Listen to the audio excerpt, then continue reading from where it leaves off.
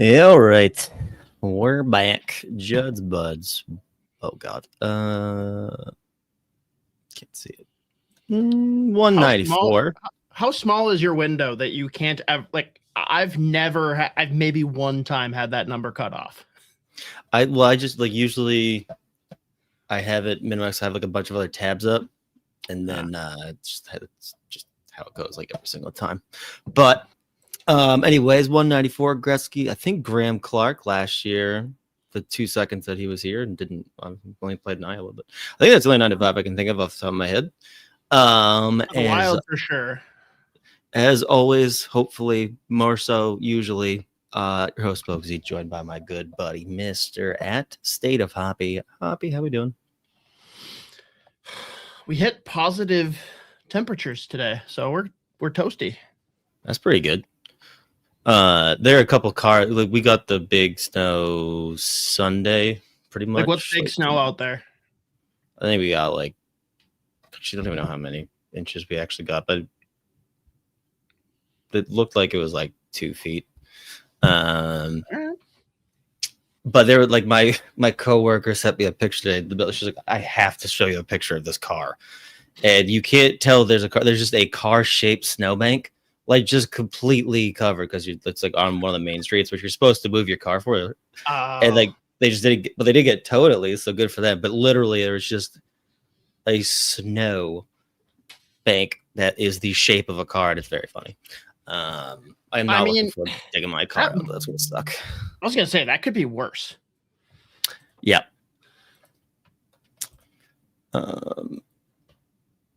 That's weird. But yeah, no, got our first big snow for the first time in a while. It actually stuck. It didn't go anywhere. But obviously, it would be insane if it melted in an hour and a half. I feel like the last couple of years it's literally snowed, and then I wake up in the morning, it's gone. Like, I don't know what the fuck is going on out here, but we got our first big snow, and everyone was remote today. A lot of people were off work, so that's always nice. But that's pretty much all I've got going on over here. Yeah, there's nothing else going on in the Twin Cities, so we'll just brush past that. Fuck. Yeah. Mm-hmm. Fuck. Shit. But yeah. What are we doing this week? We said we just do a recap of the week for the Wild. Some rumors that we get to talk about a little bit. Yeah, some misplaced, misunderstood rumors that we get to talk about. And then most of it, though, I think we said we do just checking in on the prospects, do a little prospect roundup, even though there's a good amount that are hurt right now and aren't playing. But in theory, a quick one, so this will be 2.5, 3 hours. Might stop at 5 o'clock in the morning for all we know, but we'll see how it goes. Where should we begin, though? Oh, well, first we got to say, Simon, member of 11 months. Shout out, buddy. Evening, fellas. Evening, Simon. Evening, sir. I'm taking off the G. Evening. It just feels right for the moment. Let's see. Oh, for Simon, we're going to have to get to some Adam Banach discussion later. I'm just perusing the initial posts here. It's not much to talk about because he hasn't played. But he's been so good at not playing. He's watched the hell out of those games. I mean, him and Willie Nylander are probably the best hockey watchers out there. I love that. I love it so much, dude. Like, it's just, I like that people got angry about it. Obviously, the team got mad about it, but like, what a picture. I was not shocking. I was not paying attention to anything really going on. And then I just opened my phone. It's like, what the fuck is William Nylander doing? And then I saw Doug McClade, who I love. He was on with John Shannon and Gord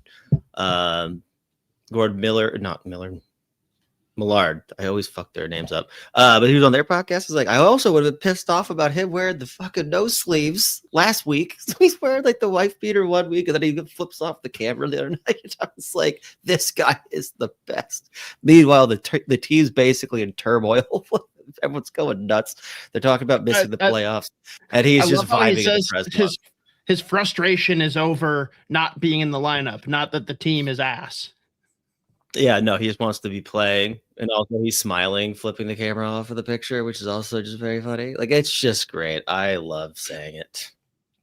I've mentally just like photoshopped a cigarette into that image every single time in my head. Yeah, he's great though. God, he's such a beauty. The give Anyone a fuck who doesn't meter. like him just doesn't understand him. Yeah.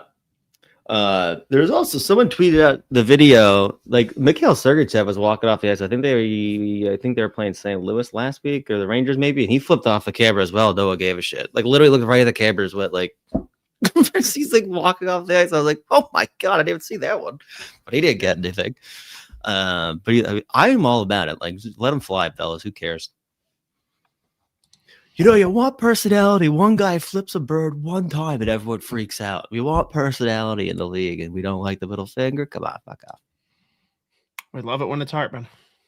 That one was electric because it was just all the eyes. It was just so good. Well, no. It wasn't even. It was great when it happened, but it got cemented in immortality the second that Kane's ex-wife contributed to the GoFundMe. That was when it hit legendary status. I couldn't get over that. It goes to charity. Like that man's middle finger raised about $100,000 worth for charity, which is amazing. I would support that being a statue out in front of Grand Casino Arena. It's statue worthy. That is a statue worthy moment for sure. 100%.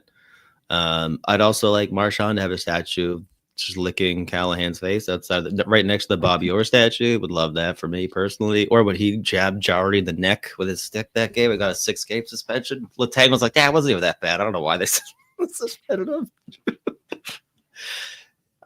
We need more of those statues.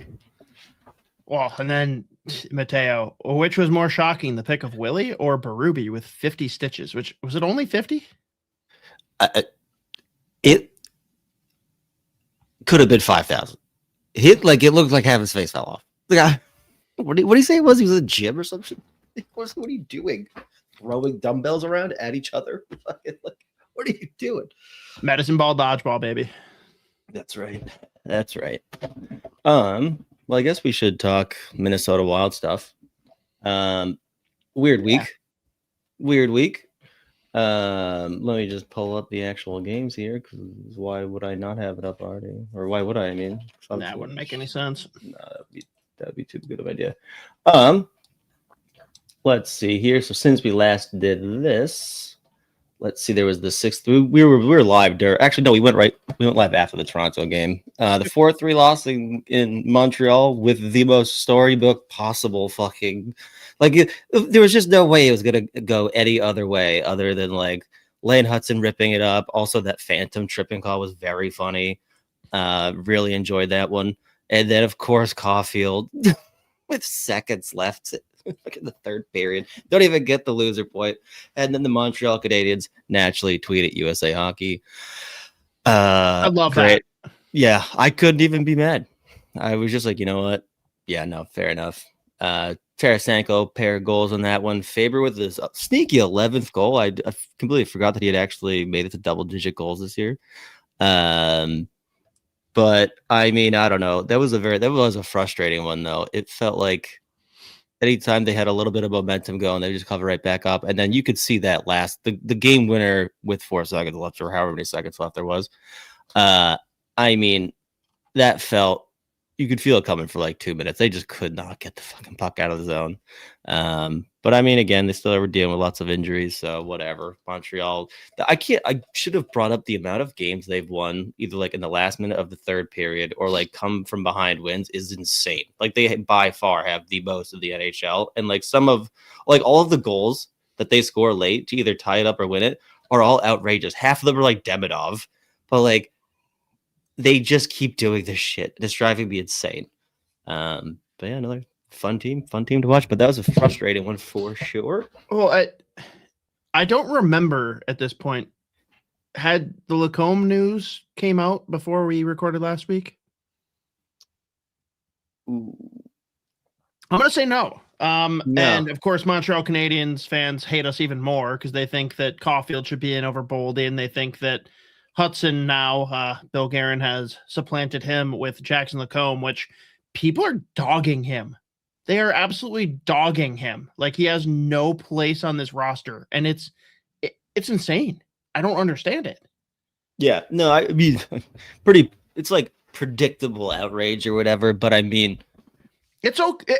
I'm okay with people saying they think Hudson deserves it more. Like, whatever. Everyone's going to have their biases. I understand to an extent why you would even think that, but the conjecture around it is like, he's garbage. Right. That's the thing. That's where it's just like, okay, now you're not even like, I can't take your reaction seriously. Like, you're not watching Ducks. You've never heard of Jackson LeCoq. Like, he is a stud. He's incredible. Shout out Covers.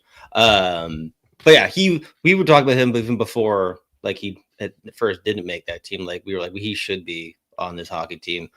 Plays that two-way style, great skater, got the size, gives you a little bit of everything, really solid defender. Lane Hudson's phenomenal. More than deserving to have a spot on this team. I mean, I don't know. They just probably looked at Jackson LeCoq, said we can probably find more roles like in depth deep for him. Like, I don't know. It's just like, it's the shit that it's like, look at his points. I'm like, I don't know. This kid's a stud. It's not like a fucking bias thing. Like, he is a stud. It's not that he doesn't deserve to be there. He deserves to go. So whatever. Simon's just trying to hurt me right now. Yeah, he really is. No, Jackson LeCoq is a complete player too. Like, he can play two-way hockey. He's got size. The only thing that I can understand people being more upset about is the lack of balance with handedness on the blue line. Yeah. Like, I get that. And again, if you want to say that you like Hudson over LeCoq, I got all the time in the world for the debate, but just the pure dismissal of who Jackson LeCoq that's something I won't abide. I'm sorry. Yeah. You all can just shut up. I don't know. Sure they will. It's as nice as I can get. Well, they won't say anything because they're all online internet troll cowards, but they'll keyboard warrior the shit out of it. Yeah. I would love to see a couple shifts him in favor, just going back and forth. It'd be fun. No, what I need is 4 years from now, Cooley centering Snuggerud and Nyes. I would do horrible, unspeakable things to make that a reality. Yeah. God, and please, for the love of God, Mike Sullivan, if you get to overtime in the gold medal game, please have Faber out on the ice to start the overtime. Please. I beg you. Imagine. All right, we're moving past that. That's behind us. Very fun though, and very predictable that I think Cole Caulfield and Jason Robertson are going to just go off every time they play the Wild now moving forward. Yeah, of course. I mean, I should start aggressively gambling on that for sure. Because that's just a given. But whatever, that game is what it is. Next game against Detroit was electric. A lot of talk about, especially coming into like this past week. Like, it's funny just like listening to some of the discussion about like Kirill Kaprizov's play of late. And like, I would say it's fair enough to be like, all right, he just signed the most lucrative deal in NHL history. Like, we'd like to see some more goal scoring, whatever. And I think he hurt everyone right before that Detroit game because my God, did he go off? 2 goals and an assist, including that fucking absolute dart that he ripped in overtime. Just like also the little play right before, like, who was it that got bundled into the boards? Was it Kirill? I don't think so. I think it was who did get bundled? Whatever. Larkin hits someone behind the net right before Hughes picks the puck up, skates by the ref, yells at the ref that he's like behind the net again. Takes his glove off, by the way, which is very funny to me. I think he like took his glove off, like wiped sweat off his forehead, put his glove back on, skates by the ref again, yells at him, goes up ice, throws it back to Kirill, and Kirill just dances into the zone and just unleashes that shot past Gibson, who has really by the way, Gibson's numbers the first like 10 games of the year with Detroit were horrendous. Since then, holy shit. He has been good for them. Made a couple real nice saves in that one, but Kirill Kaprizov statement game for sure. And he looked like a man possessed, but that was another electric game for sure. Really enjoyed that one. Anything else from that? Another 3 assist game, by the way, from Quinn Hughes playing. I think he was up at like 28, 29 minutes that game again. Like, he's averaged like 28 and a half since he's got to Minnesota. It's just insane. You know, he was peacocking that game too. Yeah, there you go. Suck it, Bill. Suck it, Steve. Hey, Steve should have sacked up. And then this last one, I mean, why am I frozen now? No, I'm good. Why are you frozen now? It was so Matt Boldy also comes back from the Florida game, 4-3 loss. That was a weirdly frustrating one. It felt like they had it right there, and I really was convinced. What was it, like? I think 8 minutes to go in the third period when Matt Boldy scores that shorty. After he had also created another short-handed breakaway like earlier in the game, he was a fucking dog in his return after missing 5 games. Well, I mean, having that whole line back is a wonderful thing. I like that they're just like, all right, now we're all back. They're like, oh my god, this is doing so much good for us. Yeah, there you go. See, was secretly cheering. I'm always cheering for Marshall. There was no secret. Yeah, it's not a secret. I think he'd also missed like 7 games in a row, so obviously he comes back and pots the OT winner. Like, he is going nuts. God, the fucking career trajectory with him is insane. But it did feel like though once Boldy scored that shorty, I was fully anticipating them fully just like taking over that game. And they still end up giving the goal of the power play. So I bet it will a little tap in. And then obviously they have the puck pretty much the whole time, despite not having a shot on net in overtime. And then obviously the turnover and whatever, Marchand goes the other way. That was a weird one. Did you watch that one in full?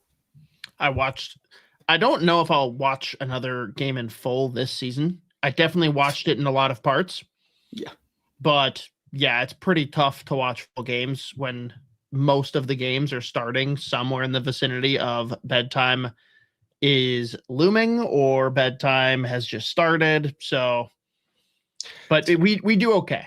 I for the most part get to see like at least 2/3 of most Wild Gopher games because I'm usually on the infant instead of the toddler. So the infant, it's just going back and forth, making sure he's either got his diaper bottle or he's in his crib, or I get him when he needs to come out of the crib, whatever. So it's just a lot of back and forth. Whereas the toddler, a lot more hands-on. Yeah, I hear that's kind of hard. His evolution is he needs to watch Arf Arf. That's Paw Patrol.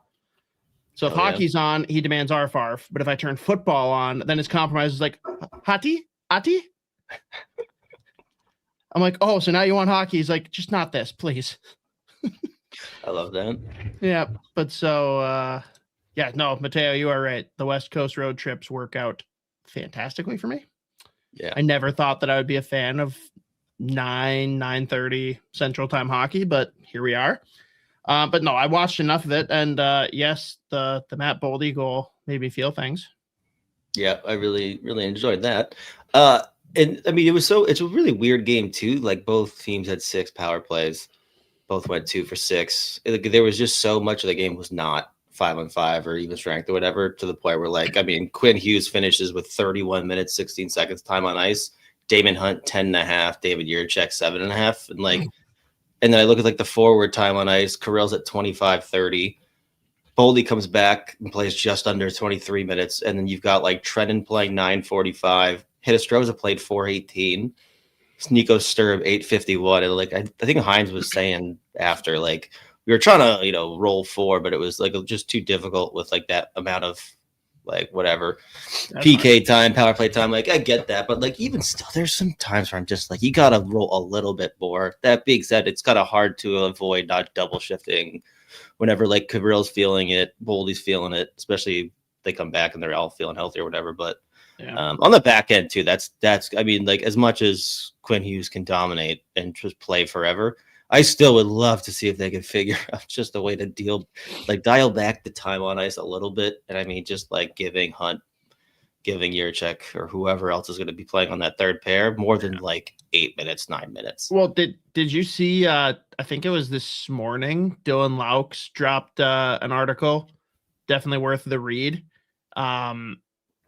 He basically did a whole write-up on the philosophy with Jiricek and how, like, he's not being given up on, he's not being overlooked. He understands the plan and the process for his development. Like, I'm not going to say he's like on board and volunteering to not play, but he understands. He gets why he's up in the press box with Goligoski. He gets why he's sent down to Iowa. He gets when he's put into games and why he does or doesn't get ice time. And it feels like both sides are committed to making it work. I feel like that's partially out of obligation. Like, you're not going to trade him at the value you traded to get him.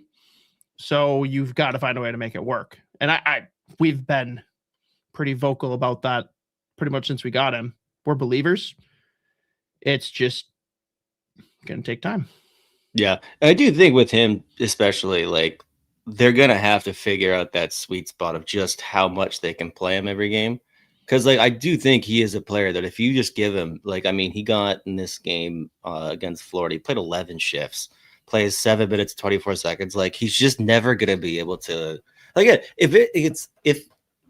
even if he's up here, he's getting scratched half the games. And then when he is playing, he's playing fewer than 10 minutes. He is actually, I don't know if anyone's better off going down to Iowa. They haven't won in 2026. Like, their leading scorer is Jerry Mayhew with 20 points. Like, it's insane. They played in a really cold game, though, so that's cool. That was nuts, by the way. People before that game, like, last time it was this cold for, like, an NHL game, they're like, yeah, we were just doing a no-hitter. Like, it was just too cold to hit. And, like, I mean, the first 10 minutes of that game, it was -8 degrees, and there was a million fucking open ice, green light hits. Guys were punching each other in the face. Gleason just tried to fight everybody, and I was like, okay, so they don't care. They don't give a fuck. They're like, this is not a no-hitter. But I do think with Jiricek that he's going to have to, like, I just don't, again, like you said, we are both still believers. And then when he was forced to get an elevated role, like the 6 or 7 games against top competition last year when the entire lineup was injured, like, he was getting better each and every game. And I thought he looked really good when he was playing, like, up to 15 minutes, like against teams like Colorado, Dallas. Like, he looked good last year in that small, tiny little sample size. So, like, there's still a good player in there.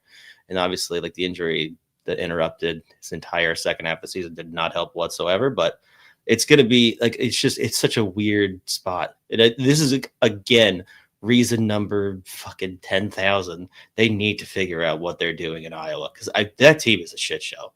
And, like, I don't know how you could possibly feel confident, like, having guys go down there and develop. And then even, like, this year, when you're looking to make a move, like, I mean, Russo's been saying, like, Billy's planning on being aggressive, chasing that top 6 center, top of the lineup player, scorer, like, whatever.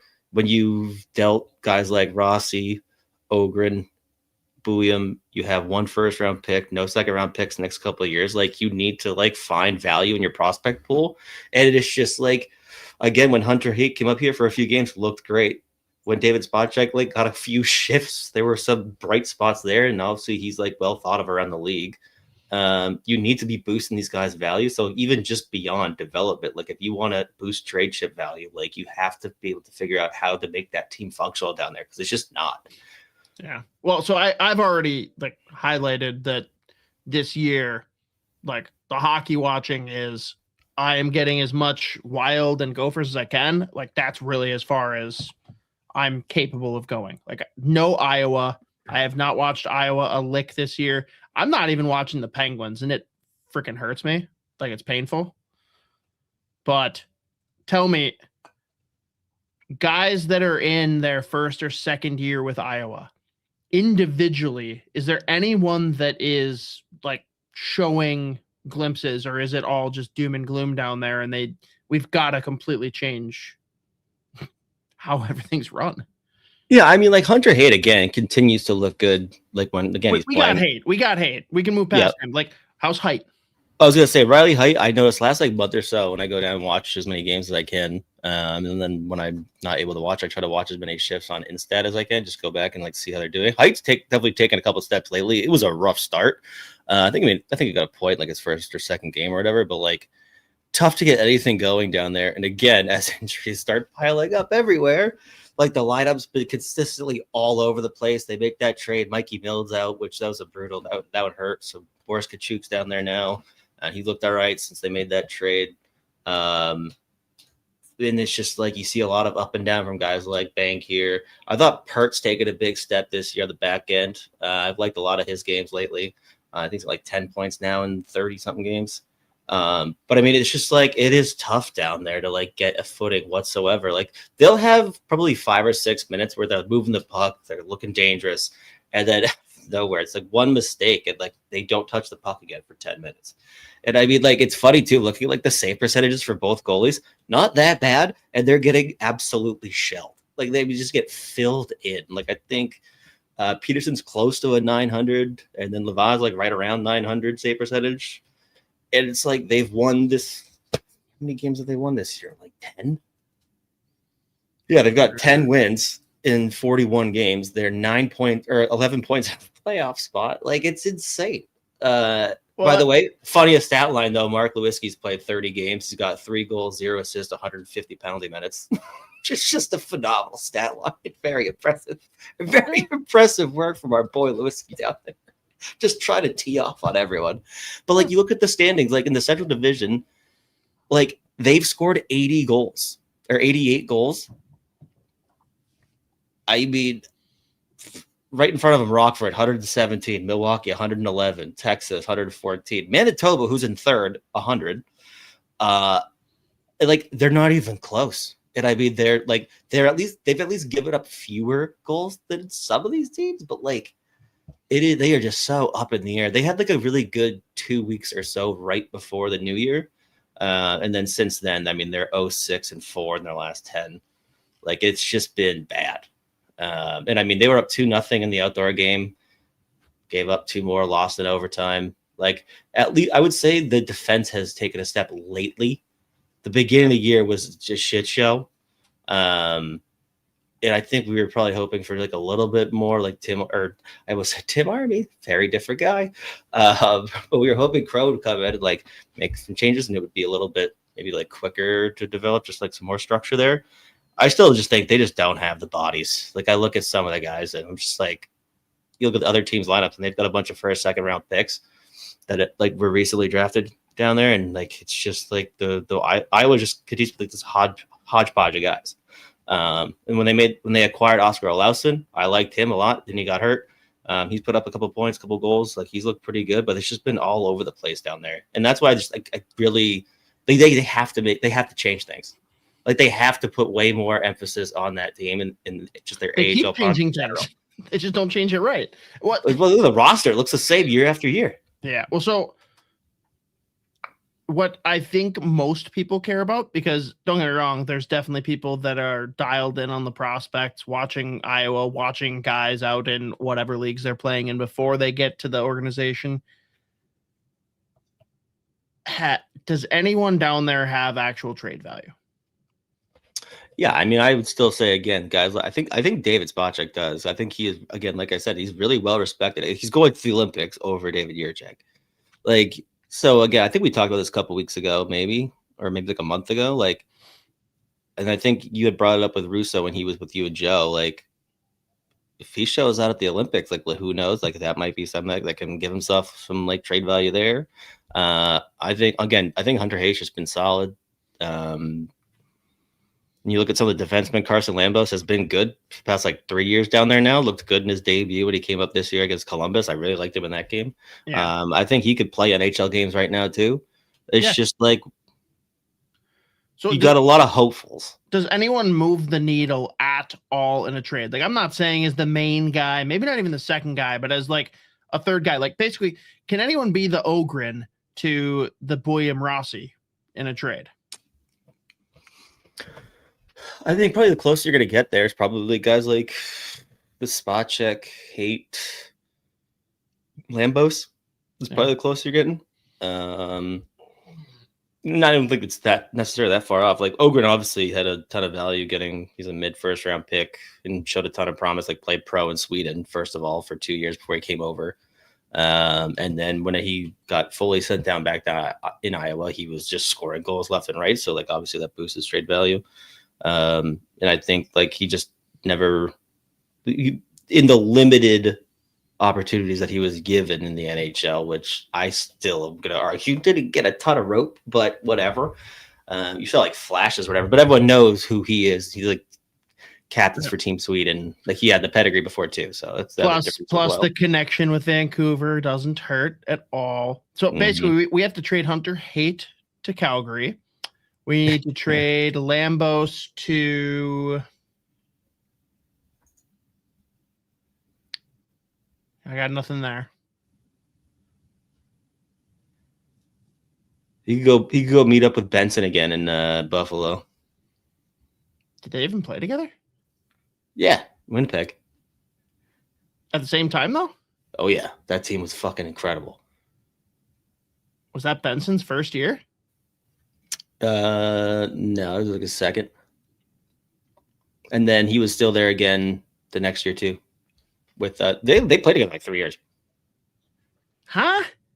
Benson was lighting the WHL up as like a 16-year-old. As like a 12-year-old? Yeah. Yeah. He was the first time that they traded a 12-year-old that was actually a person. Just not the pick, yeah. All right, fair enough. All right, send him to Buffalo. Who is, by the way, we haven't talked about Buffalo at all on here. Like, wow. Mm-hmm. Thank God they fired Kevin Adams, the moron that brought in all of the guys that have turned this around. Sorry, but dude, I feel like that's just how it goes half the time, too. But like literally the second he's fired, they go on this run. And it's like, wait, you've made no changes. I mean, a massive component to Buffalo's success this year has been Zach Benson staying healthy, being in the lineup.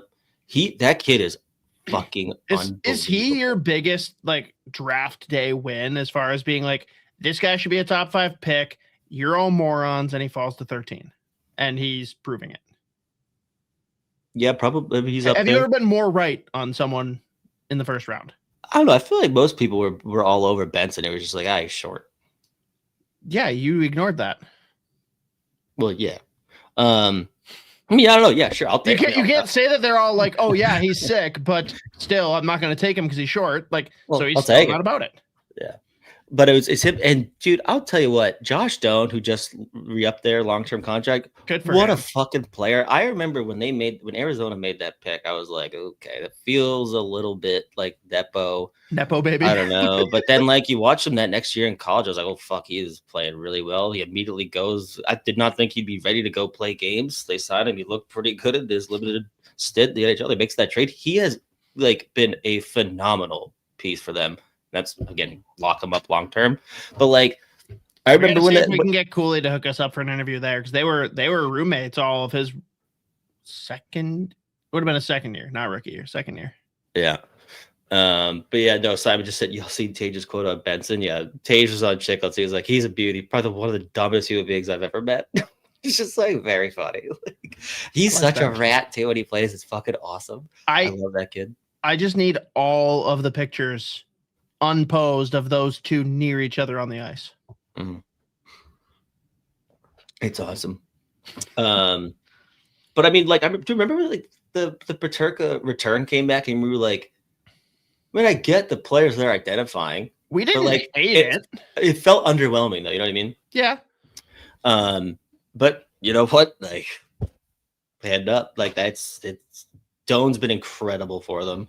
And Kessering's been really, like, he was just a piece they didn't really have a lot on that back end. Yeah. Yep. He's a good fit.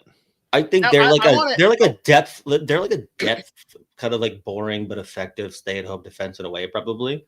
And then they're going to be a real problem, I think, like going towards the playoffs. I want to hear your take on Owen Power, because I just saw my buddy Joey yesterday, who is the only Sabres fan I know. And I asked him, I'm like, what do you think about Owen Power? He's like, I love him. I'm like, oh, I didn't expect that answer. Yeah, no, I mean, so it's kind of funny now, actually, looking back at that draft year too. That was another year similar to this one where it's just like, all right, like, yeah, he's the first overall pick. Maybe like, we know the flashes, like we know how good he can be. But like when you make that pick, you're like, it's somewhat underwhelming. That being said, like a kid that side that skates that well. Yeah, you should have taken one of the other 3 Michigan players. Yeah, that year was nuts, that draft year. But I mean, I think he's got a lot of stick over the last like year or two. But I think that just comes with being a young defenseman drafted first overall, playing at Buffalo, like when the team's just not going. But he's been really fucking good this year. So if they, I think that would be a huge mistake because there were rumors about them potentially looking at like even including him in deals. That would be a huge mistake, I think. For me, it was more because, to Joey's point, he's been strong defensively. I didn't know if he needed for the contract and for the draft level, like if he needed to provide more offensively. He's like, no, I don't give a shit. Yeah, I think that was always the question, is like, all right, him and Dahlin. And it's just like, hey, and now it's him and Dahlin. That was like, yeah, no, him and Dahlin. It's like, yeah, no, that's awesome. No, but he's just been, again, like the stats don't jump off the page when you just look at it, but when you watch him play, like, yeah, just so smooth, really just so strong defensively. It's obviously like it's tough being a defense in the league that fucking young too, and especially in that situation for those years. Like it was always going to be a shit show for a little bit there, but like now his game's really taking a step. I think, yeah, no, very not toxic. But yeah, no, he's been great for them. So it's good to see. He's a very he's one player. If you like watch the Sabres, and then if you could just like if you try to ISO K-Bib, it's like if you're just watching the game in general, like, not really honing on one player, he might make a couple plays here and there, like, oh wow, that's a nice play. But if you really like just like hone in and just like watch his shift after shift, like he stands out. He's just always making the right decision, always in the right spot. And I mean, again, kid that size that skates that well, smart player, can shut things down. And I mean, he does have that offensive pop a little bit, but like on that team, it's Dahlin on the back end is going to be doing most of that. Mateo wants us to move to Wallstedt, and we're going to, and we'll kind of transition it with this. I wonder if you are a Buffalo Sabres fan, do you want Tuck re-signed, own rental, or traded? I can't. Oh God, it's, you know what's weird is like I feel like it's a situation where I look at it, I'm like, it really does feel wrong to not move him and be your own rental. Like it feels wrong, but then also like, man, this guy came here at the peak of full toxicity. Said I'm coming here because I want to be here. And I mean, that pop that they got after the Eichel trade was very funny. First of all, again, we'll never forget that fucking first game, which was incredible. Peyton Krebs decided to score a goal, which is very funny. And Cody Eakin just Peyton Krebs. Yeah, the other key prospect of that deal. Yeah, exactly. He's so funny. He's a beauty. I feel like they'll probably resign, but it's weird when you look at like the players that they've got there and who they've got locked up long term. Like, what's he now? 28, 29? But I mean, older than that. Is he? Yeah. I think he'll be 31 at the next contract. Let me check. Woof. Alex Tuck is 29. He'll be 30 in May. Okay, yes. So 30 at the start of the contract. For me, it's not a matter of wanting him or not wanting him. It's where the salary cap is going and understanding, like, I don't want to give him 8 figures. I don't. He's making, and he is going to be making big. He's going to. But do you feel okay? Boston Bruins. Do you want him on your team for 11 mil? I don't think the Bruins should be throwing that much money at any. Thank God we didn't fucking acquire Rasmus Anderson. So. But you get my point. Like, yeah. No, yeah. It's not. Do I want him on my team? It's not like, is he going to get that contract? It's, can you actually afford that? Well, then you look at it too. You want to actually get better, because for Buffalo, being the same isn't sufficient. They need to get better, and if you give him that contract, you can't get better. Yeah, and you look at it, I mean, the big thing for me too is they need to give. I mean, at the end of this season, there is a big boy contract coming for Zach Benson. This is his last year before he's an RFA. They're going to try to lock him up 8 years. And that's going to be big dough. And then you just look again, like you said, like he's going to be 30 when he signs that contract. Does he necessarily line up? Like Ryan McLeod's been huge for them. He's only 26. He's locked up 3 more years after this year, $5 million. Obviously, Tage at 7.1. Norris is there. That's an interesting one. Norris just can't stay healthy. I feel so bad for that fucking kid. Yeah, poor guy. Because it's actually like if he could stay healthy, like the trade actually doesn't look as bad as we originally thought. But for Tuck, I feel like if Buffalo is going to be a playoff team, I almost say go own rental and then flirt with having the conversation in the offseason. Maybe you can find something that works. But like, I think that's what trading him to. If I'm Buffalo, I am not trading him for futures. You can't do that. You either need to trade him for something that helps your roster now, and I'm not saying it's going to completely like make up for what you're losing with Tuck, but you either need to get current players or you need to just keep him because it's more important for Buffalo to win a playoff round, and they very damn well could, because as long as you don't face off with Carolina or Tampa, anyone can win any series. The East is so fucking weird. It is so weird. Remove Carolina and Tampa from the race. Who are you afraid of?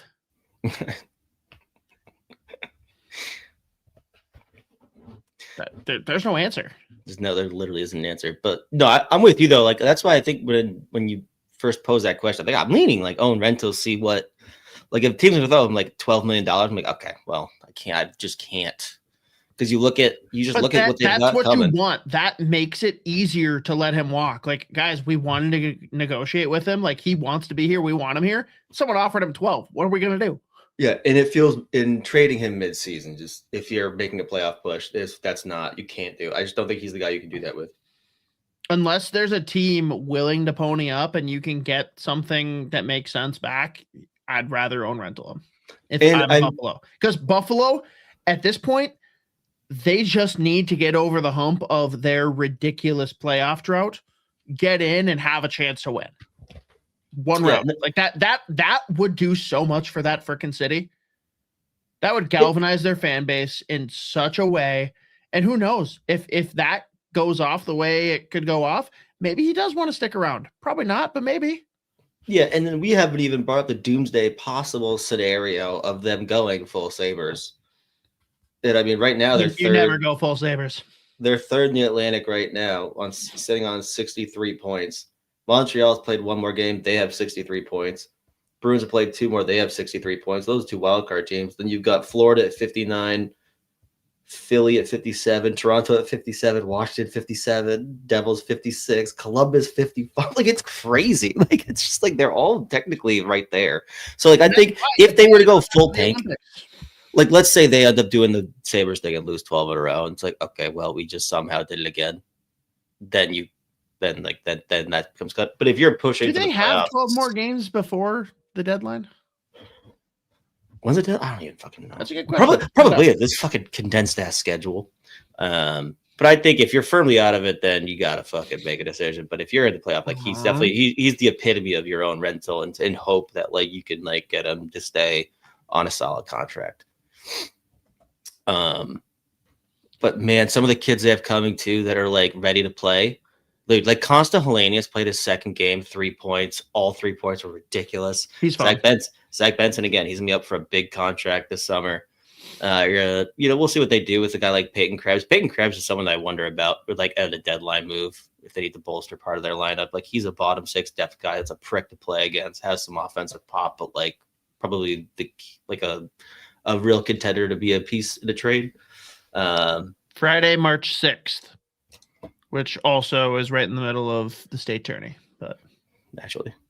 Yeah, we'll see what they do. I don't know. It feels like your own rental to me, though. Yep, that's where I feel. So, on the whole conversation of trades, apparently Jesper Wallstedt has already been traded. So, that's cool. If you believe the internet. This has gotten so far out of hand that everyone now is like, oh, Jesper Wallstedt, he is on the trade block, he is gone. And it literally came from Russo saying, yeah, if you want to go like trophy fishing, you're gonna need to bait the hook with a guy like Jesper Wallstedt. Could I see Bill Guerin doing that for the right return? Yes, I could. That translates to Friedman going on his podcast and saying, sounds like there is the possibility that Jesper Wallstedt could be moved. That's really the extent of what he said. And everyone's like, Jesper Wallstedt, gone. Like I have multiple people. I got a couple of different people on Twitter that cover different teams and different markets. And like, we'll just kind of exchange information back and forth on what we're hearing. And I had several of them reach out like, what's up with the Wallstedt smoke? And I'm just like, I don't have the patience for this. Be strong. Like, we've said it. We don't think he should be traded, period. But again, if you can get a legitimate bona fide 1C, I'll listen. Let's talk. Like, that's where you can get my attention. But like, what right now, I can only think of one guy that is quasi available that I'm interested in sending Wallstedt as part of a package. Do you have more than one name? Do you even have one name? I don't think this year, no. So, all right. I'll make one. We'll come back to it. I will like just paint the whole picture where it does where it like you could make the argument that it makes sense or whatever. Obviously, you want to go big game hunting here. You give up pretty much all three of your best chips to bring in Quinn Hughes, which again, regardless of how the playoffs go this year, you're making that trade again. I'm sorry, like you just are. I might add more people to the trade. I'll throw Jesper in the trade. First round of the playoff exit, I'd still do it again. So here's the thing. You've got limited resources right now. You have one first round pick the next 2 years, no second round picks the next 2 years. But like even beyond that, plus the fact that like again, the big blue chip prospects, you've got like Stramel right now from Michigan State, who we should talk about. Well, we will talk about soon. He's just been phenomenal right now. That's right at the top of your list. You've got like Lambos has been like we've talked about before. The height guys like Yuracek we'll see, Spot Check we'll see, all that, whatever. If you really want to go big game hunting, like obviously, like right now you look at Wallstedt, he's on a $2.1 million deal through next season. He came in this year. We see how he's going to do. It's been fucking amazing. So like he is probably the most attractive piece right now, depending on what team you're looking at, who you're looking to acquire. The other thing that I think it will become a big time conversation next year. Let's say he just keeps this up this year and next year. You're going to have a decision to make next offseason. What you want to do with that contract, right? Like he's up, He's going to be up for a big extension. Do you really want to give him like a similar contract to Gustafson and have both of those guys making that much money long term? Like Gustafson's what, 27, 26? Like it's not like you're worried about him like really tailing off or whatever. The other thing is you don't really have anyone that's going to be able to step in for Wallstedt. So I mean, Russo included, just complete conjecture. Like maybe you bring back Fleury this year. Which is not a conversation they've had. He just included that in the article. That was all he said. Please don't run away with that. We do need Fleury in the booth every game moving forward. Just throwing that out there. Here's my take, though, on what you just said, because what you said is true. That's a great problem to have. Give me 2 more years of information to decide which goalie I want. Yeah. Or maybe they're both good, and you trade the better goalie because you're going to get a king's ransom back. Like, I don't see a downside. Or you find out that one of them is washed, and great, you have your decision made. I don't know. I think waiting as long as you can on this, especially in this short window where you have Hughes, let's make sure we have a goalie. Because if you don't, good freaking luck. So And I'm just throwing this out there to I'm just presenting the case, right? Because again, this will be a conversation next season, which is why I said when you brought it up too, I was just like, I mean, this year I don't really see a whole lot of really much of anyone that I'm like, yeah, I'll do it. Because again, like you're not bringing up either one of the guys. Like you're gonna have to bring back like a goalie in that trade or like go out and acquire another one. What's gonna be interesting too is no, you haven't seen Lethal Migraine. Plavai is actually the best goalie on the team, so. Through the name, that was a take quick. But I'm not. If you get a legit 1C, I'll take the risk. I'll bite the bullet. Like there's one name for me that I'm okay with.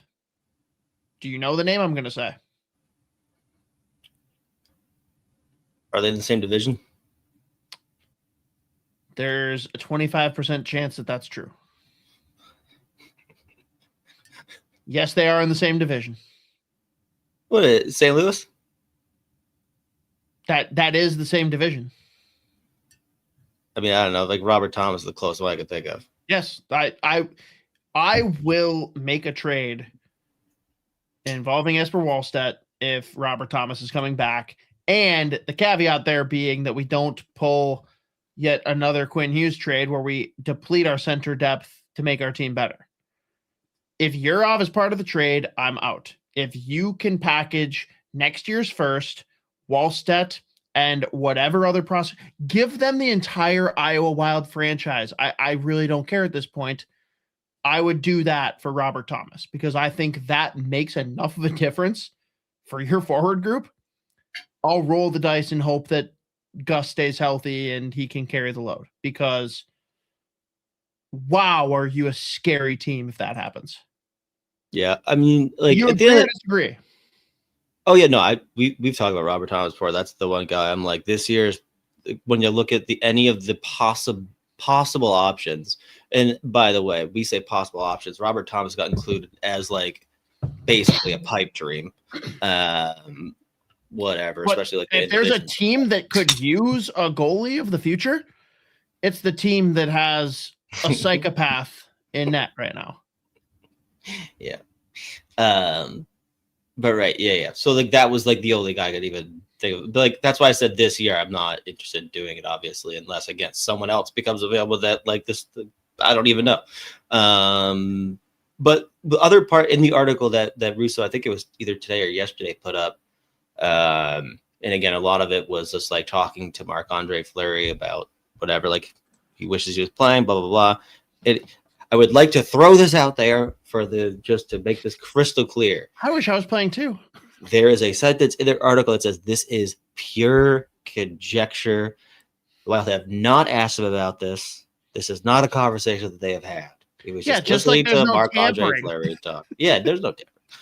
But just throwing that out there. But also, but at the end of the article, they were talking about like what other options they have as far as like making a trade. And I thought it was interesting that they did include, like, if you can continue to play Jiricek, boost his value, they wonder if they could somehow recoup a first-round pick for David Jiricek. Because they mentioned, too, that, like, in that, I'm just saying. I'm just like. I just can see your face, like. I'm not shaking my head at you. I'm shaking my head at, like, oh, no, this is giving people false hope. Yeah.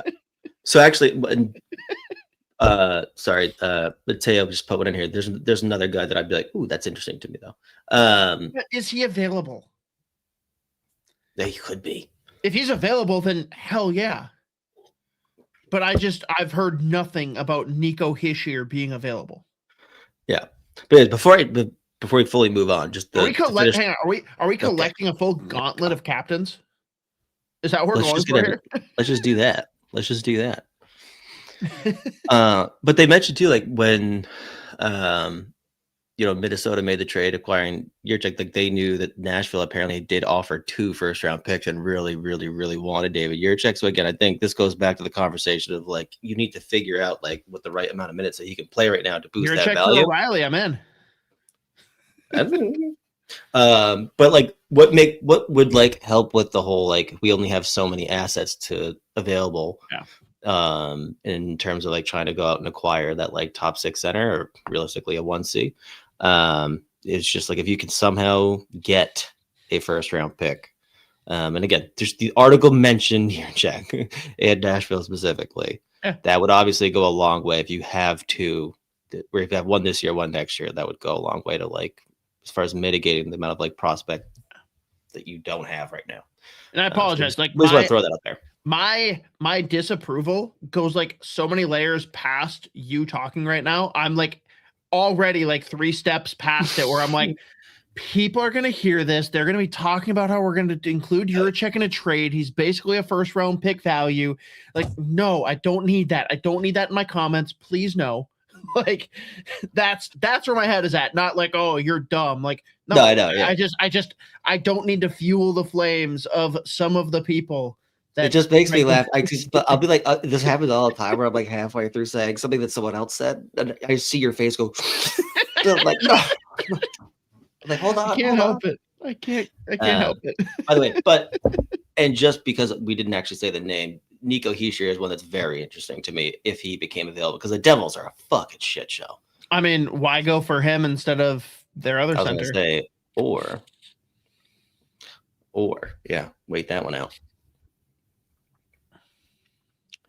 But we'll see. I mean, also just not even picking off names in general, but like Nashville's going to be interested to see what they want to do here. They play themselves in no, which is like, I feel like there might be a total of 6 teams in the entire league that are like, yeah, no, we're fucked. But we're gonna get to the week leading up to the trade deadline, and that's when people are gonna stop and do some self-reflection and be like, oh yeah, we don't got it. Okay. Yeah, that's the thing with this condensed. There will be teams that pop out of nowhere that all of a sudden are big sellers. Yeah, that's the thing with this condensed ass schedule this year. It's just like there's so many games when ass schedules get condensed. Yeah, just stop doing that. You know, spread it out. Oh, thank you for that one. That was good. I couldn't even get it out without laughing.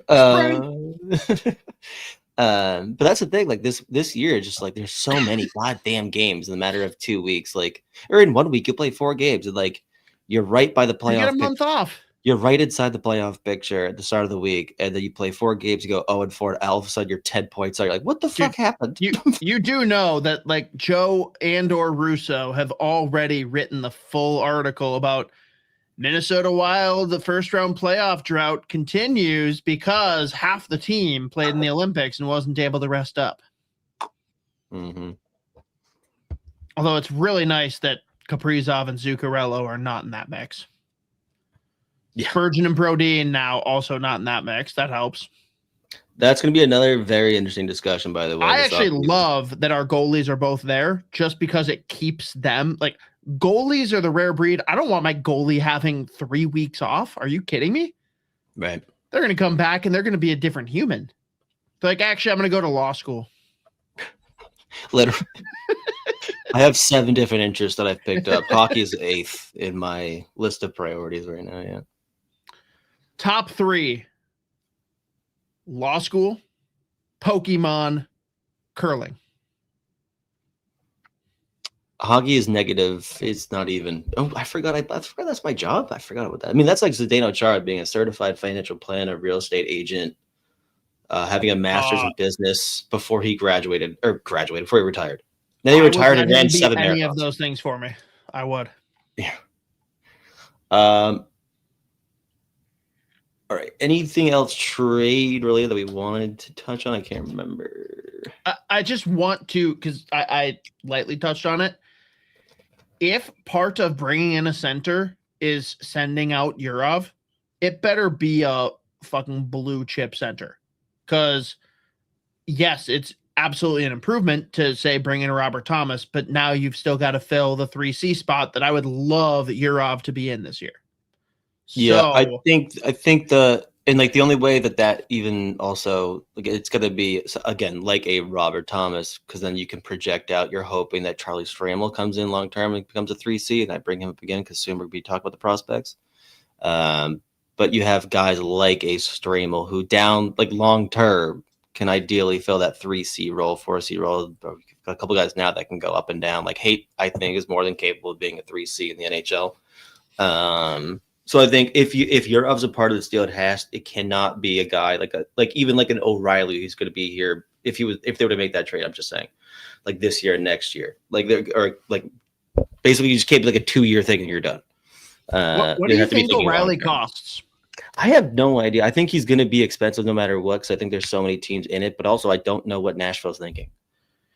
Like, let's see. Like, what are they at? What are they at right now? If they become a seller, is my point. Like, does a first get it done?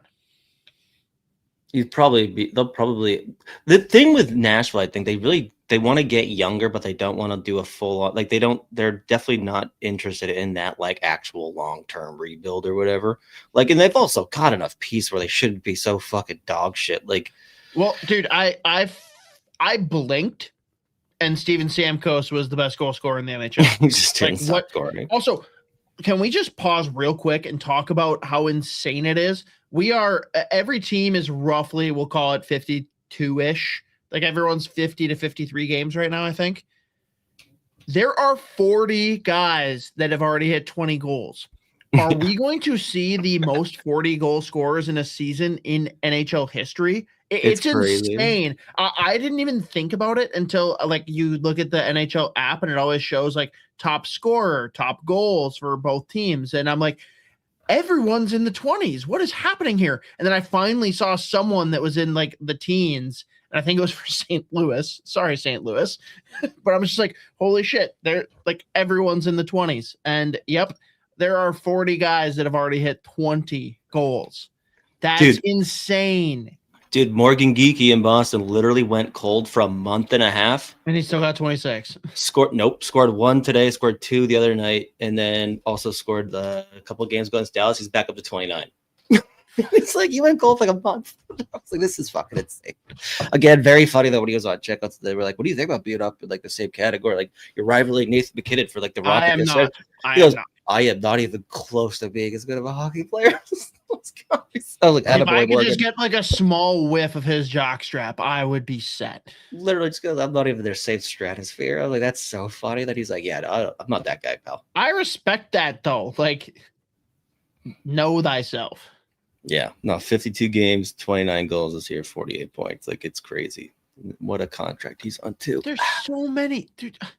40 guys with 20 goals, 50 to 53 games in is diabolical. I mean, Tyler Bertuzzi has 25. That was one of the names that I had in my back pocket that I'm like, how the hell did this happen?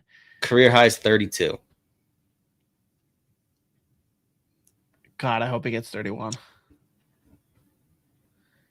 But it's wild. And of course, top 5 goal scorers, 2 of them are Americans that will not play for Team USA. Oops. Hey, hand up, our bad. Tough. So we are transitioning to Minnesota Wild prospects, I believe. Right. Yep. That's what my eyes tell me. And let's just ask. We'll do the series at the end of this. Who warrants discussion, either positive or negative, from the Minnesota Wild prospect pool? Like, who has stood out, good or bad? I mean, Charlie Stramble continues. We're not talking about that series yet. Oh, I thought okay. Never mind. Sorry. That series goes last. Hand up. My bad. I would say this week especially. I should have put more emphasis on a different syllable. Well played. I think for me, there you go. Matej just put it in there. Liram Amidovsky continues to just like skyrocket in my personal favorite prospect. Like, this kid is fucking awesome. I was really sad. I was bummed out. Fucking Adam Bannock's been out with like a not super serious injury. He just didn't go on a road trip. They thought he'd come back Sunday. But they got home. They're like, just take another maintenance day off. Like, I just watched all of his shifts from his last game that he played. There's nothing glaring. I think he had something come up that he may have had during the World Juniors. They're like, just played a couple games, first star, 2 of the 3 games he came back from after the World Juniors. They have him like just out for a little bit here. But I really wanted to watch him and Amidovsky go head to head. And the game was fucking electric. Obviously, Bannock did not play, but it was a 5-4 OT loss. Or was it a win? No, I think they actually won. Against Brantford. Amidovsky had a hat trick with an assist for 4 points, first star of the game, +2 with 6 shots on net. And a couple of the goals that he scored were just sick. And then a really unbelievable assist where he's just walking the offensive zone with the puck. And like, usually he only goes 1,000 miles an hour and it's just like flying around the ice. Like, he is an absolute scud missile with the puck. But all of a sudden, he is doing a full lap around the offensive zone. And then just chucked a ridiculous backhand sauce pass to the middle to tie it up late. I think it was actually the second period, made it 3-3. Then he scores a tying goal with 45 seconds left in the third period. Like, he's just on a bender. But he's got 17 goals, 31 points in 43 games. North Bay, they are really hard to play against. They play a very fun brand where it is just like heavy metal hockey, where like Ebadovsky is just the epitome of the way that they play, where it is just 1,000 miles an hour north-south, like smash mouth hockey. Is very fun to watch. But he's just been really good lately. And this year he has decided to let it fly. Like I think he's averaging 4 shots on net a game, 5 shots on net. There was one game he had like 9. And he was just dominating. So he's very fun to watch. Definitely like a future like depth piece if he makes it to the NHL. But there's a lot there that I think if like he's a long-term development here, like a long-term project type prospect, but there's a lot to like about him. So definitely warranted some love here. Also scored, they played the Sioux, and the Sioux put a beat down on him both games, but he did have his guy finish with a goal in a 6-1 loss last night on Sunday. But it was just a very fun week to watch him play. How many prospects do the Wild currently have in the CHL? 4. Who are the other 2? So it's Banach, Ebadovsky, Carter Klippenstein, who's also hurt. He took a high hit from Daxon Rudolph, who's a draft eligible this year. He took a high hit right to the face, has not played since. And then Chase Wutzke, who got traded to Moose Jaw, the goaltender. Oh, yeah. I was also going to bring him up. He's had a couple of games where he was first star of the game despite them losing. Like on Thursday, they played Prince Albert, and he had like 38 saves, first star of the game in a 3-2 loss. I'm just like, this fucking poor bastard. So here's my question. Of those 4, you can take it either way, I guess, whatever makes more sense to you. But which of them do you think is most likely to play college hockey next year, or which one or ones do you think would benefit the most from making the jump to college hockey next year? Because apparently that's a conversation we're going to have every year now. We could probably, by the way, do a full episode of what this is going to look like the next couple of years. Because I think it's going to be probably 3 or 4 years of absolute chaos with this like college hockey CHL thing. I think 2 or 3. Like it is all over the place right now already. Did anyone go back? I think there's been a couple guys go back. Well, but the deadline is passed. I'm saying like how many actually did it? No, I don't know the actual number, but I'm pretty sure. What if McKenna went back? I'm wondering what he's going to do now. I mean, he'll be in the NHL next year. Should he be though? It depends where. I think, but like the 4 CHL guys, I think Klippenstein, he's an overager. It would make sense for him to go play. I mean, he's like a bottom 6 kind of guy. He played a lot of really good hockey right before he got hurt. He was like first star, like 5 or 6 games for Brandon. So he's gonna go to like Quinnipiac then. He feels like actually feels like a depth. Or no, fuck. You know where he's gonna go? He's gonna go to Wisconsin. Oh, that's true. Bring the AARP card out. He's an intriguing player. He was playing really good right before he got hurt. I never know how to like this year again. The first year of CHL college hockey's been so up in the air. I don't really know what to talk. Like I don't really know how to analyze if a goaltender would possibly even benefit from doing that. There you go. Carter Klippenstein should make the jump to college. That one does make sense to me. Do any of them not make sense? Is the better question. I go back and forth on Banach. Part of me says yes, but I'm also like, he's played in like every league. This kid's literally played pro hockey in Czechia. Then he played the USHL. Let's play the OHL. Why not? Go play with LJ Mooney. If he can master all of those leagues and then gets to Iowa and fails, that will be the last straw that we blow it all up and fix Iowa. So, yeah, I mean, I look at like Kumpalainen's having a rough go in the AHR. He's 26 games, 27 games. I think he has like 2 assists. I thought he'd have at least 4. You would. Yeah, I don't know. It's going to be like again, Banach. Just the amount of leagues that he's already played in makes it interesting. I'll be curious to see what Brantford even looks like next year. By the way, like, I mean, they're all in right now, making moves. They're going to be pushing for a M Cup. Do you think that the main man there is a lock to take off after this year? O'Brien? Probably. Sorry, for podcast, I nodded. Jake O'Brien, yeah, I wonder. I mean, I think he's by the way, the last like 3 games put up like 12 he's points. not good enough for Team Canada, so yeah, he's leading the O in points again. Yeah, I don't know. I would imagine he probably goes. I think he's played enough now. He could go. Oh man, Vigo's asking the question that I already have my answer to. I'm sure yours is the same, but let's throw it up here. Oh, Mateo, you can do it. I'm not touching it. Which Wild prospects would have benefited the most with an NCAA stint before heading to the AHL? I have the obvious one. I'm sure you'll say it too, but you tell me, who's your number one?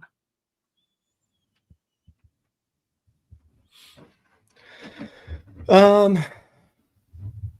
mean, when I look at the team now, I probably would have said Riley Heidt. That's the obvious answer, is it not? Yeah, Kumpa He had Leinen no is another business one. going back to the WHL last year, but he had no choice. Yeah, I'd throw Riley Heidt, Rasmus Kumpa Leinen. Sure. Those are the two that jump out immediately. I would have done unspeakable things to have Riley Heidt be a Gopher.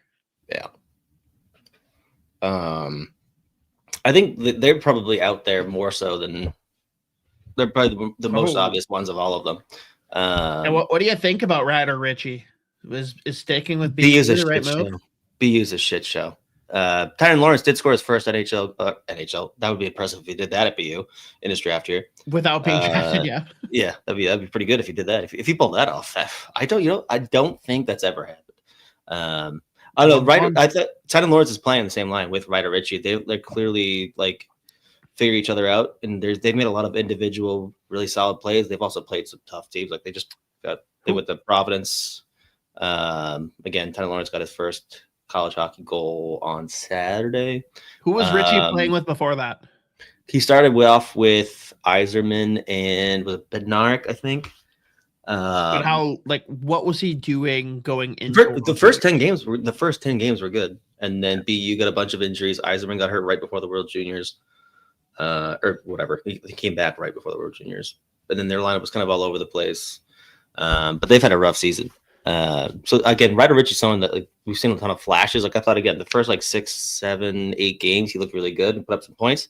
Since then, it's just been a lot of individual moments. But I don't know. The BU right now, they're all over the place with their line combos.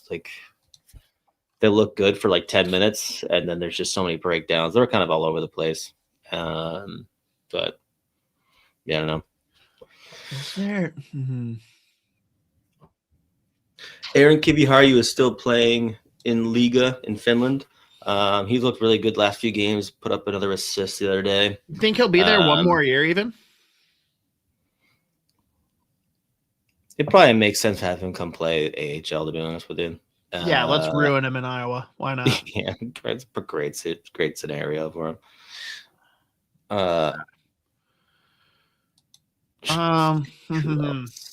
Well, all right. We don't have to drag it out any further.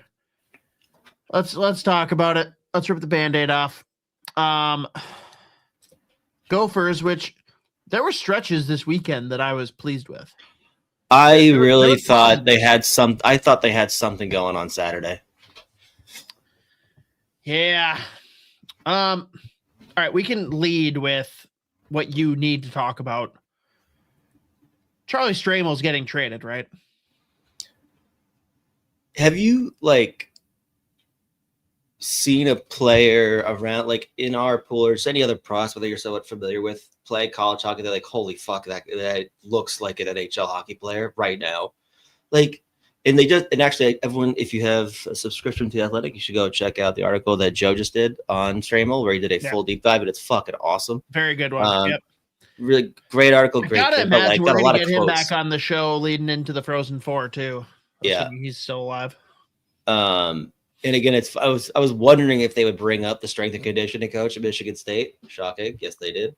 Because they also talked about too, the first 2 years that he was at Wisconsin, with the frustration of how it was going. I think he had an injury or two his first 2 years. He's actually demanding a trade because he does not want Minnesota Wild's medical staff. Yeah, exactly. That's what he's about. Yeah.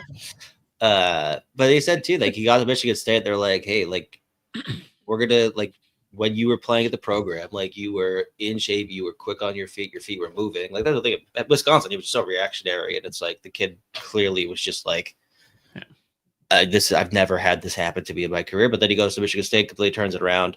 And I thought it was really interesting that Nightingale in that article also mentioned the fact that like everyone looks at like Stramel's production since he's come here, and everyone's like, well, he played with Ike Howard. Now he's played with Porter Martone. Obviously, his points are going to take a jump. And Nightingale was just like, I would say it's probably been the opposite, where like how much he does for that line, like Kingmaker. both years. He creates space. He's down low. He's a fucking animal. Nightingale's also, again, I've said this the last few weeks at this point, he's the best net front guy he's ever coached. And Nightingale's coached for a very long time. He's coached some really good fucking hockey players. But he just has that pro style, which would suck if he does get included in trade, because I just look at him of like, holy fuck, does he play the way that Billy Garrett wants his like middle to bottom six forwards to play? And again, he's got the scoring touch. On whether he gets traded or not. Yeah, I'm sure they would love to not. I think they mentioned too, he's getting like, remember when Riga Lorenz talked about that when the year that they won the national championship, like he was talking with Iowa's like development team every week after every single game. They're checking in multiple times a week. Same thing's going on with Stramel. And we saw him. When did he say that? Lorenz said that after the national championship game that we were at 2 years ago. He said it on our podcast. Oh, that's right. He did say it on your podcast. Sorry. This is all over the place. I love him, by the way. Of the prospects, he's in my top 3 of I just want to like hang out and grab a beer. Yeah. Yeah. Like he seems like really cool people. Yeah. But I mean, do you know this, Z? Vigo asks, has it ever come out why Stramel stopped doing the S&C work at UW after leaving the NTDP? I don't know. I feel like every once in a while I see that pop up. But I don't think I ever got like the actual, I don't know the actual reason. And I'm still forever, I'm going to directly associate Stramel with the sound that Leo Gruba made when they made contact. This is like the literal explosion. I was like, oh. Half of his soul left his body and then he recoiled it back. Yeah. But I mean, so again, just like going back and like talk about Stramel as far as the series goes, like even when he's not producing points, when he's not anyone on the score sheet, you notice him pretty much every time he jumps over the boards. Like the amount of space that he creates. And then like we talked about before the season starts. He's finding the soft spots, which isn't something that he's always done. Like the amount of chances that he had in like the high slot, it's like, wait, what? Look how big he is. How are you letting him just do this? He is like, that was a big thing those first 2 years of Wisconsin as his confidence went, and like he was just like, I mean, very reactionary, trying to find anything. Like he just wasn't moving his feet, was not like, now he just does not stop moving on the ice. So he's causing the right position. Half the time he's down low, just like putting people through the boards, turning pucks over. But like in transition too, like a kid that size that skates that well and is that smart, like the decision making, when to move the puck, where to move it to, where to go after. Like he's, again, like you say, there's a 6'3" giant, like mutant fucking fighting quiet ice. You're like, oh my god, like this kid is unbelievable. But I think he's gonna translate so well. We'll see what happens. We'll see how far Michigan State goes. But like he just made so many little plays this weekend too. Again, he finished with one assist in both games, or sorry, through 2 games, 1 assist. I think he played, I checked in stat, he was right around like 22 minutes time on ice. Like he's just such a good fucking hockey player. And I'm like, God, moving to Michigan State probably saved him like possibly an NHL career. But I've asked this before, but I really want to hammer it home. What was more beneficial, getting to Michigan State or leaving Wisconsin? I still think getting to Michigan State, because he has the familiarity with the coach and just the program, what they have in place for a guy like Charlie Stramel, I think was exactly what he needed. Like if he went somewhere else, it was like if he went to Penn State, like what the fuck would have happened? Oh, Mateo, you son of a bitch! I didn't need this right now. At least Michigan State won't have good goaltending after Augustine leaves. Oh no! God, the rich get richer, boys. They are getting Ravensburg to go head to head with Michigan, having Ivan Kovic. And Hordox, yeah, they're fully anticipating once his college season's over, he will be signing. Depending on when that is, contract. Whether or not he plays with the big club is a question. It'll all be timing. Also just like what the roster looks like after the deadline. We'll see. I would imagine in like an ideal world, he is getting a game or two, which again, I don't even know how that lines up. I have to look at the schedule again. Get a sniff of NHL games, but probably play a couple Iowa games and then make a black ace and like let him skate around the NHL guys. The real answer is how healthy are we? Right. That's what I was saying. I was like, if there's a spot, he's there. Right. If not, he's probably like they'll give him a game to appease him, but that's it. I don't know. But talk about the series in general though, and I could be Minnesota. Like it's been tough too, because like I swear to like they come out of this fucking break and I'm like they have murderer's row of opponents. And they're even the Penn State series, I saw flashes where I'm like, they're right there, like it's right there. And dude, Bob flat out said it, and like Vigo's listening right now. Shout out to him. He kind of put it out to the Twitter world that Bob said on his show, like he likes this team. He does not like their record. He likes this team, and like he's not a sugarcoat guy. Like I'm not saying he'd come out and dog his team, but he's not going to sit here and be like, this is a good team if he doesn't feel that way. And I feel the same way. Like revisionist history, if I transported back to this summer and told myself this team is going to be unrated and no one believes in them and everyone is calling for Motzko's job. Well, the second part, I believe, because people are just unhinged online regardless, but I would not believe you.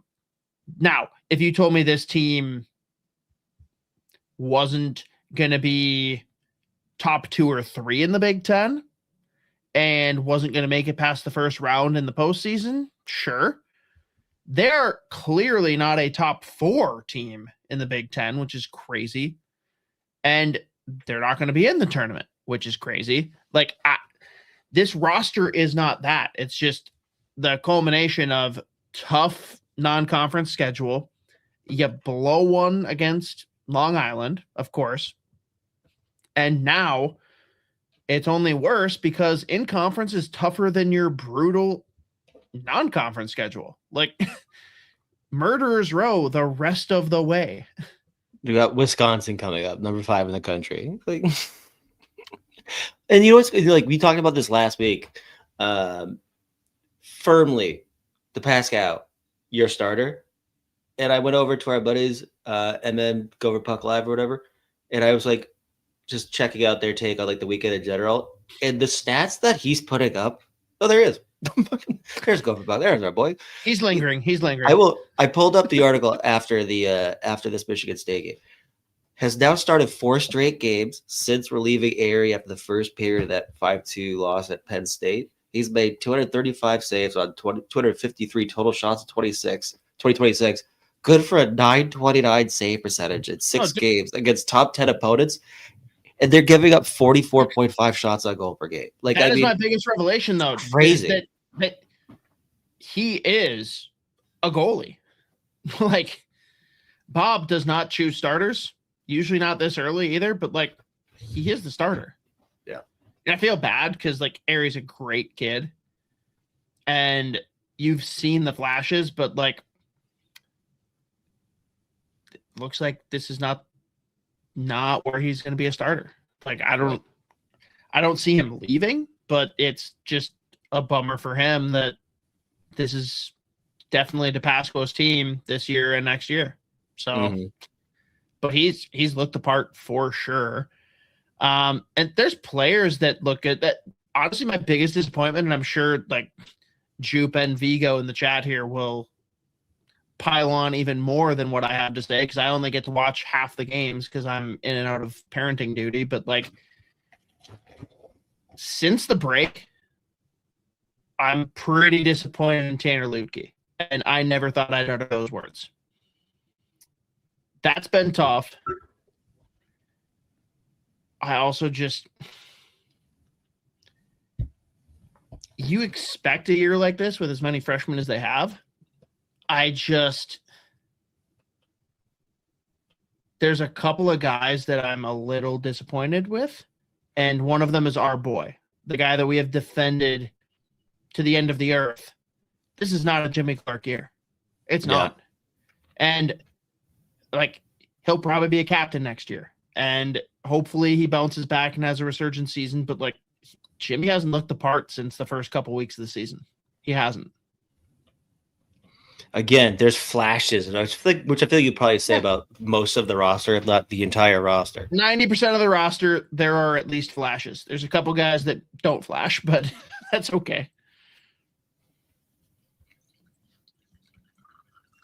And Vigo is right. The power play, chef's kiss. And yes, I want to see if they keep Lamb with Zemer and Mooney moving forward. Do you just pile it all on one line and hope that this all works out? I do think, though, and general fans aren't going to see it this way or agree. They all want Bob's head, and I'm sorry, you're never going to convince me that that's the answer. These freshmen are going to be in a totally different place next year. The one guy that I want you to talk about, because I know there's emotional investment for so many reasons, Beckett Hendrickson has taken steps this year. Yeah. Yeah, I mean, and I can't tell how laggy I am because like I'm all over the place right now. You're not laggy at all. Okay, cool. Yeah, another guy where like, I mean, what's he up to now for points? But I mean, there are times where it's just like I don't care about his points though. Like, just the eye test checks out for him. Yeah, I mean, like, again, part of that too is just the fact that like you've had so many guys on the roster that's just like, man, I expect you to be taking over games or just like be the most noticeable guy. But like Becca Hendrickson, first of all, just like such a goddamn good passer, so smart in the offensive zone, moves well, like does a lot of little things right. Like there's flashes of like the it's funny with like him and Jimmy Clark are playing together too. I'm like, there's a lot of similarities here, but like some of the plays that he can make, like he can pop. And I think you can use him up and down your lineup. So I love Beckett Hendrickson, and obviously with more responsibility, more ice time, he's going to continue to show those flashes. But I mean, some of the passes that he's made, some of the assists he's put up, they've been real nice. I think he's another guy I would fully expect to take yet another step next year. And as he continues to like elevate himself in the lineup, and like this year, they've been like, I agree, fucking just throw him over the boards. Like he's just getting the job done constantly. But he is a very fun player. So I was thrilled the Bruins picked that guy up. I am curious. We're going to take a total pivot here because I think we know next year what our goalie tandem is going to be. What have you seen from Medicine Hat? How has the goaltending looked so far this year? Just looking into the future for one of my favorite Gopher commits. Medicine Hat's been an interesting team in the dub. I think they're in second place in their division. They've got a lot of really intriguing players. I'm trying to pull up the actual stats for them too. Where am I? Oh my god. Let's see. Switzer's got an idea. I mean, it's tough tough looking at like the by the way, like the save percentages in junior hockey is so like right now, like guys like Chase Woods gets like a 904. I'm like, oh my god, he's elite. Like it's just how junior hockey goes these days. Medicine Hat's fun though. Like that's another solid. Yeah, there you go. The Rucks. I'll be curious to see if Liam Ruck goes first round this year. He's a real. I'm asking about a specific player. I thought you understood that. Ruck. Oh boy, we're all over the place right now. Do you not understand which player I'm asking about? Casey? Yes. Yeah. I mean, again, he's got like a 330, 880, one shutout. But then his record's 11-3-2. Like that's the thing with like junior hockey goaltending. Like yeah, okay. Fair enough. It's tough to gauge. But Medicine Hat's second, their division, they're really good. And they just score a ton of goals. Still beautiful. I mean, yeah. Oh yeah. Some of the best in the dub, to be honest with you. I got to know what they're going to look like with the Gophers. I'm so excited for that. Mm-hmm. It is just crazy looking at. It's nuts just looking at the stat lines though, of hockey goaltenders in junior hockey. Like again, he's 11, 3, 2, and 1 with a 323 and an 880. It's like he's great. I don't know. Man. Yeah, I don't know. It's tough because I'm like very optimistic about what the forward group's gonna look like for the Gophers next year. But oh wait, we just lose our 2 best defensemen and then figure that out. You have to wonder if he considers going into the CHL route more. So I don't know. I don't really know what the thing about that.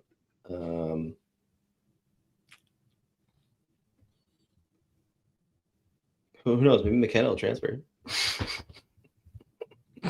He'll stay. He'll transfer over. Not to Minnesota. Yeah. If he's following the money, he's not coming here. That's for sure. Yeah. I also don't know if I want him, as weird as that sounds, unless he can learn how to play anything more than a perimeter game. Just saying. Now, you give me Porter Martone, I'm very interested. Yeah, that'll happen. You know what? Maybe it'll happen.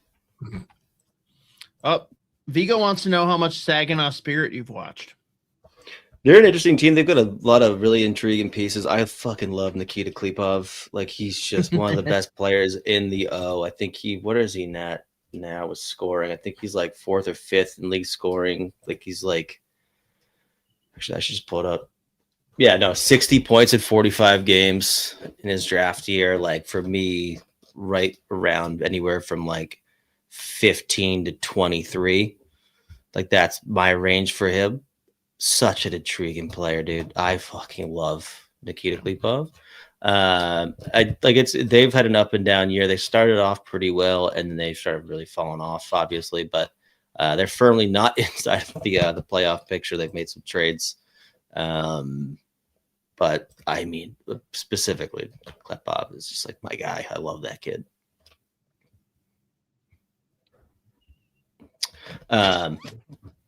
Yeah, no, I think they're like 5-5 in the last 10 games or so. Can the Gophers take one this weekend? I think they get one. I can't see them. Were they at a 7-game losing streak right now? I can't see them going to 9. Wisconsin's just so fucking weird. It just doesn't make sense when I watch. It doesn't make sense when I watch them.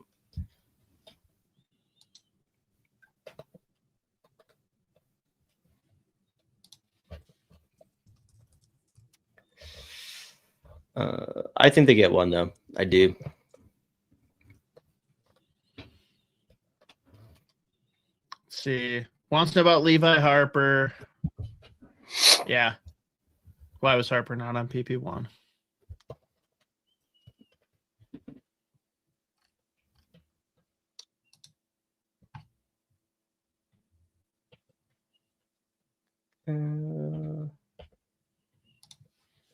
Sorry, what'd you say? Sorry. I was just looking at something else. Was asking about Harper. Levi?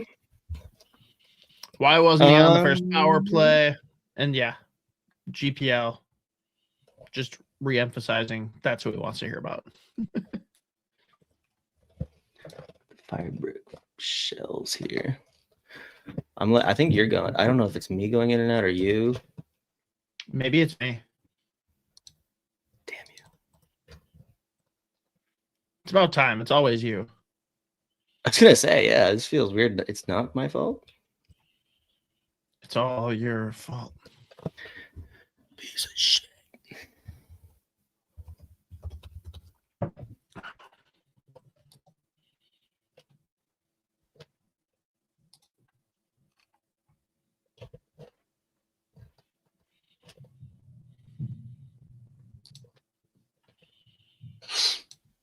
I was gonna say, I don't think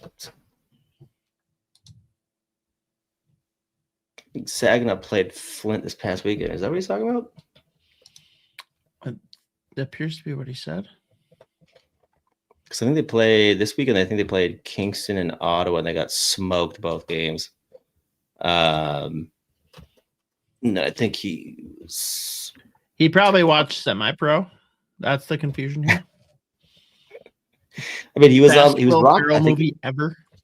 Levi was rock. He was ripping it up. He had like points in like 6 games, 6 out of 7, 8 games. But he's a fun kid, dude. October 08, fucking right shot D-man. He is a water bug, flies around the ice. I think he's putting up legit points this whole season with Saginaw. A lot of it is just dishing, quarterback in PP1. But I mean, they got shellacked this weekend, which was sad. They played Kingston. It was 8-2 against Kingston. Put up an apple though, then 6-0 against Ottawa. Who else were we going to talk about? I think there was someone else I wanted to, but I can't remember now. I feel like we hit on the important ones. Well, anyways, I'll just touch on one or two other things real quick with the prospects specifically. Actually, it's good that Jason's here, dude. What a weird weekend for St. Cloud against Denver. Jason, care to comment? Yeah, it was an interesting one, dude. I fucking love that barn, by the way. Like, I don't know what it is. It's just I don't know if it's just because there's the walls on both sides behind the net, but like it's just chaos in there. It's a fucking 24 complete anarchy from like puck drop. No, regardless of how many people are at the games. Isha and I went to the St. Cloud Gopher game in St. Cloud. I think it was 2 years ago, maybe 3, and like. The student fan is relentless. Like, it's great. Gave me everything I deserved for wearing Gopher gear. It's a very small, loud rink. Very fun. Very fun. And just like debauchery the whole, like, I mean, we're like 2 minutes into the first period and people got their tarps off going fucking out, like just completely out of control.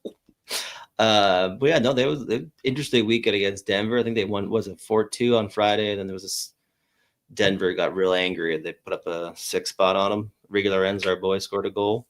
He's looking really good too. They literally use him in every single situation. It's fucking awesome. I love regular ends. Big fan.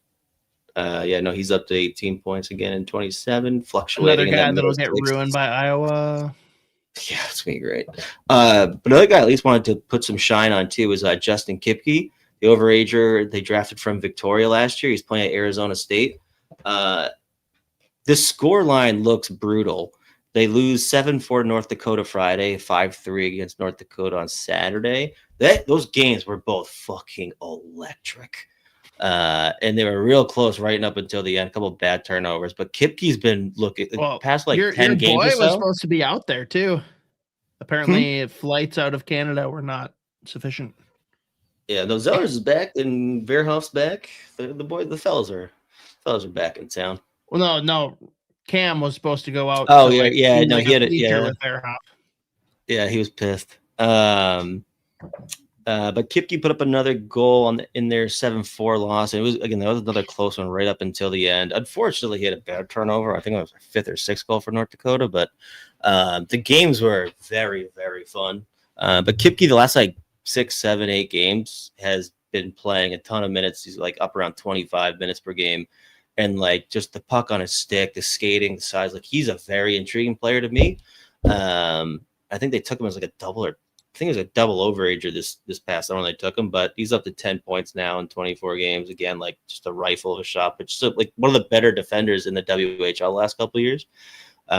Just being in Victoria is probably the rough spot for him, but he's looked really good for Arizona State last little bit here. So I at least wanted to throw that out there, put some shine on Kipke. And then let me see, was there anything I wanted to mention? That should do it though for the at least notable performances. That'll work.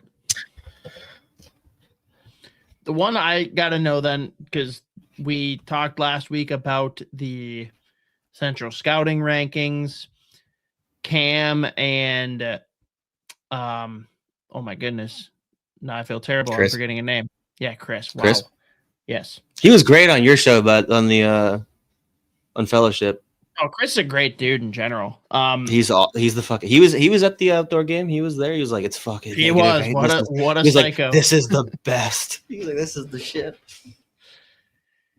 Leave it to someone from Iowa to be excited about that. No, Chris rocks, but on their show called Up, they were talking about the rankings released by Elite Prospects and Tynan Lawrence outside the top 10. How do you personally feel about that? I'm still really high on him. Where do you have him? I still have him top 5, 6.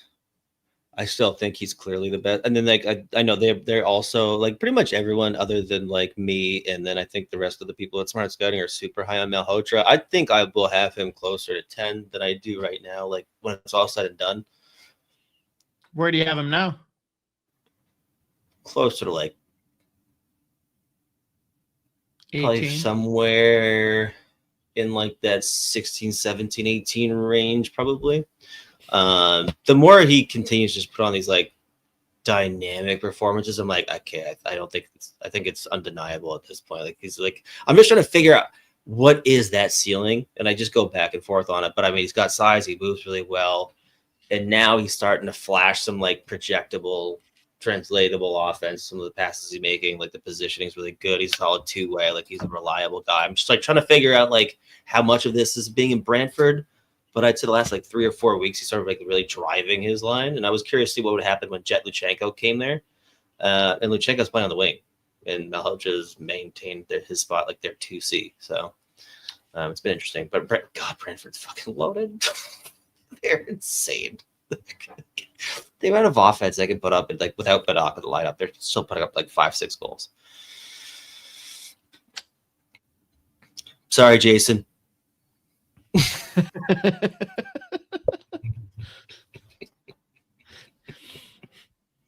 What a way to end it. Sorry, Jason. Hand up. My bad. I think that'll do it for this one. Starting next week, we kick off the regional rankings, right? Yep. And I think where do we want to start? Do we start in your native territory, Sweden? We can go Sweden. We can start Sweden.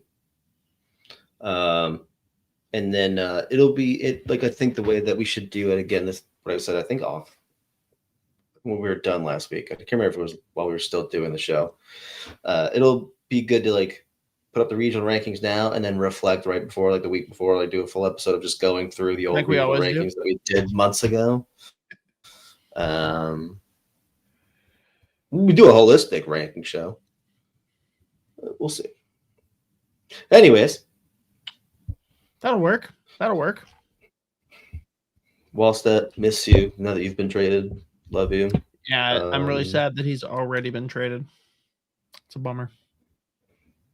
I like how you came in hot with that one, though. Right before we started, we'll talk about the fucking Wallstedt shit. People are idiots. It's like, oh boy. This is going to be interesting. People are I mean, right here. I'm people. But yeah, no, thanks everyone for tuning in. It's always fun when people have their own conversations going on in the chat, by the way. And like I'll just like pop in halfway. Like, I enjoy that thoroughly. Yeah, it's very fun. Fly on the wall. Yeah. All right. We'll be back next week doing stuff. And things. Maybe both.